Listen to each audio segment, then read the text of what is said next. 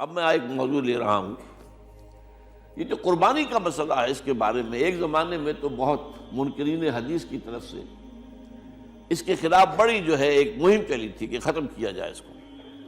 یہ خام خواہ جو ہے خرچ ہوتا ہے بہت بڑا اور ضائع ہوتا ہے گوشت، اتنے بڑے پیمانے پر گوشت ہوتا ہے، کھایا نہیں جاتا۔ اچھا، ایک زمانے میں فریج بھی نہیں تھے، یہ بھی نہیں کہ آپ محفوظ کر دیں، گوشت ضائع بھی ہو سکتا تھا، اور بھی چیزیں جو ہے وہ گوشت کی وہ صحیح طور سے استعمال نہیں ہوتی تھی۔ تو اس کے اوپر بڑا پروپیگنڈا منکرین حدیث کا رہا کہ یہ جو ہے قربانی صرف حج کے موقع پر ہے۔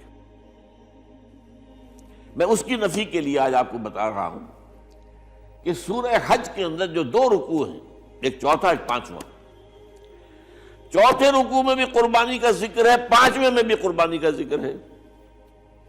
یہ ایک دم جو ہے ایک جگہ پر جو دو طرح کی قربانیوں کا ذکر ہو رہا ہے، یہ کیوں ہو رہا ہے؟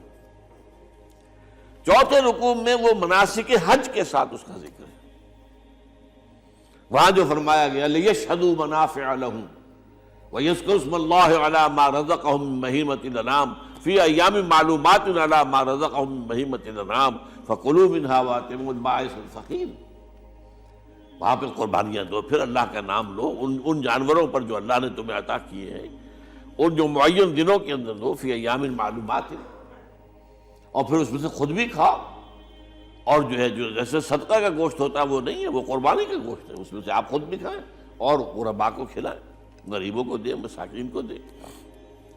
تو یہ پورا حکم آ چکا ہے چوتھے رکوع کے اندر۔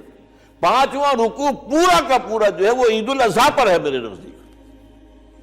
یہی حکمت صوم کے بارے میں ہے کہ وہاں جب ایک حکم تکرار کر کے آیا کہ پہلے فرما دیا گیا فَمَنْ كَانَ مِنْكُمْ مَرِيضًا أَوْ عَلَىٰ سَفَرٍ فَعِدَّةٌ مِّنْ أَيَّامٍ أُخَرَ، اگر بیمار ہو کوئی اور یہ یا کہ سفر پر ہو تو وہ تعداد دوسرے دنوں میں پوری کرے۔ پھر کیا وجہ دوبارہ آ رہا ہے؟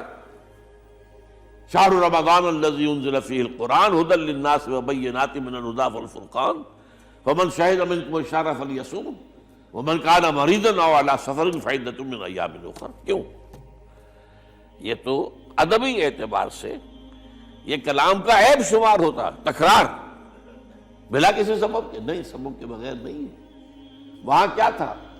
وہاں ان دو رعایتوں کے ساتھ تیسری بھی شامل تھی کہ اگر صحیح ہو اور مقیم ہو پھر بھی روزہ نہ رکھو تو ایک مسکین کو کھانا کھلا دو۔ یہ رعایت ختم ہوئی ہے رمضان کے روزے کے ساتھ، اب رکھنا پڑے گا روزہ، اور اگر بیمار ہو یا سفر پر ہو تو ٹھیک ہے، دوسرے دنوں میں پورا کرو، پورا کرنا لازم ہے اس کا۔ تو یہ چیز جو ہے یہ در حقیقت کسی وجہ سے ہوتی ہے۔ بالکل یہی بات ہے سورہ حج کے چوتھے رکوع کے اندر، وہ جو قربانی ہے حج کے ساتھ اس کا ذکر آ چکا۔ اب سنیے یہ جو آ رہا ہے، فرمایا وَلِكُلِّ أُمَّةٍ جَعَلْنَا مَنْسَكًا، ہر امت پر ہم نے ایک جو ہے قربانی کا معاملہ نازل وہ جو ہے فرض کیا ہے۔ میں نے چونکہ آج شروع میں کہا تھا کہ صوم اور حج میں کچھ مشابہتیں ہیں۔ دیکھیے صوم کا حکم بھی آیا تھا تو کس طور سے آیا تھا؟ یا ایھا الذین آمنوا کتب علیکم الصیام کما کتب علی الذین من قبلکم لعلکم تتقون، اہل ایمان تم پر روزہ رکھنا فرض کیا گیا جیسے کہ فرض کیا گیا تھا ان پر جو تم سے پہلے تھے۔ یہاں پر اسی حوالے سے بات ہو رہی ہے کہ اے مسلمانوں، یہ قربانی صرف تم پر فرض نہیں کی جا رہی، یہ تو ہر امت پر، ہر نبی ہر رسول کی امت۔ وَلِكُلِّ أُمَّةٍ جَعَلْنَا مَنْسَكًا لِيَذْكُرُوا اسْمَ اللَّهِ عَلَيْهَا، تاکہ وہ نام لیں اللہ کا، عَلَىٰ مَا رَزَقَهُم مِّن بَهِيمَةِ الْأَنْعَامِ، جو کچھ اللہ تعالیٰ نے انہیں رزق دیا ہے۔ یہ چوپائے جو ہیں حیوانات قسم کے، ان پر اللہ کا نام لے کر چھری پھیری جائے، اللہ کے نام سے ان کو ذبح کیا جائے۔ فَإِلَٰهُكُمْ إِلَٰهٌ وَاحِدٌ فَلَهُ أَسْلِمُوا۔ تو یہ جان لو کہ اس قربانی کی اصل روح کیا ہے؟ وہ یہ ہے کہ اللہ تمہارا ایک الہ ہے، اسی کے سامنے تمہیں سر جھکانا ہے۔ یہ روح تقویٰ اگر نہیں ہوگی تو یہ قربانی بے معنی ہو جائے گی۔ نماز و روزہ و قربانی و حج یہ سب باقی ہیں، تو باقی نہیں ہے۔ جب اللہ تعالیٰ کے ساتھ تعلق نہیں ہے تو یہ ساری چیزیں ریچولز بن جائیں گی۔ اب یہ بھی ہوتا ہے 20 25 ہزار کے بکرے جو ہیں وہ لوگ لیتے ہیں، پھر ان کو گھماتے ہیں، پھراتے ہیں، ان کے اوپر ریشمی چادریں چڑھاتے ہیں، ان کو جو ہے وہ مہندی لگا کر، بہرحال وہ چیزیں جو ہے یہ اظہار اس طرح کا یہ تو پسندیدہ نہیں ہے. تو یہ تو لوگوں کو دکھانے کی بات ہے اور اپنے پیسے کی جو ہے اپنی دولت کے اظہار کا ایک ذریعہ ہے. لیکن یہ کہ بہرحال قربانی انسان کرے اور یہ کہ اس کے اندر روح جو ہے تقویٰ کی وہ موجود ہوگی.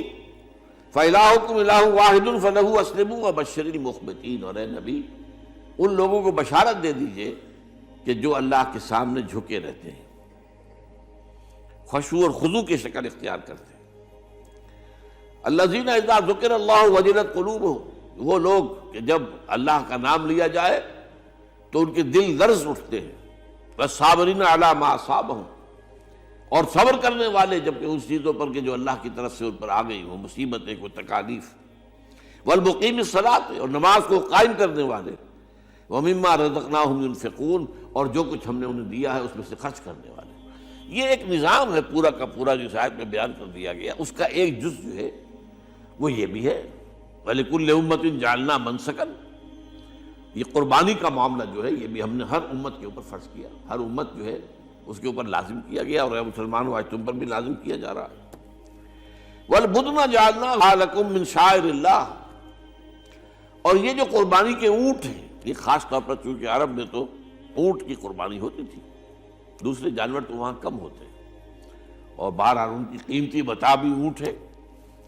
وَالْبُدْنَ جَعَلْنَاهَا لَكُم مِّن شَعَائِرِ اللَّهِ، یہ اللہ تعالیٰ کے شعائر میں سے یہ اونٹ جو ہے یہ قربانی کا اونٹ ہے، یہ مکے لے جایا جا رہا ہے، یا یہ بکرے اور یہ مینڈے جو ہیں یہ قربانی کے ہیں، یہ وہاں جا رہے ہیں. تو یہ بھی گویا کہ ایک طرح سے اللہ کی نشانیاں بن جاتی ہیں. ان کے حوالے سے اللہ تعالیٰ کا ایک تصور اور اللہ تعالیٰ کے ساتھ ایک ذہنی رشتہ قائم ہوتا ہے. لیکن فیہا خیر، تمہارے لیے اس میں خیر ہے، بھلائی ہے. چنانچہ جب وہ جاتے تھے حج کے لیے تو جو بھی ان کے ساتھ دودھ دینے والا جانور ہے، قربانی کی نیت ہے لیکن دودھ جو ہے اس کا استعمال کر سکتے ہیں درمیان میں، اور بھی کوئی اگر ان کی کوئی چیزوں سے فائدہ اٹھانا ہو. لکم فیہا خیر. فاذکروا اسم اللہ علیہا، تو اب ان کا اللہ کا نام لو اس کے اوپر. صواف، صفیں باندھ کر وہ اونٹ کھڑے ہوتے ہیں اور ان کو نحر کیا جاتا ہے. آپ کو معلوم ہے ذبح نہیں ہوتا اونٹ، اتنا بڑا جانور ہے، گردن کتنی موٹی ہے، اس کا ذبح کرنا بڑا مشکل ہے. نہر کہتے ہیں اس کو.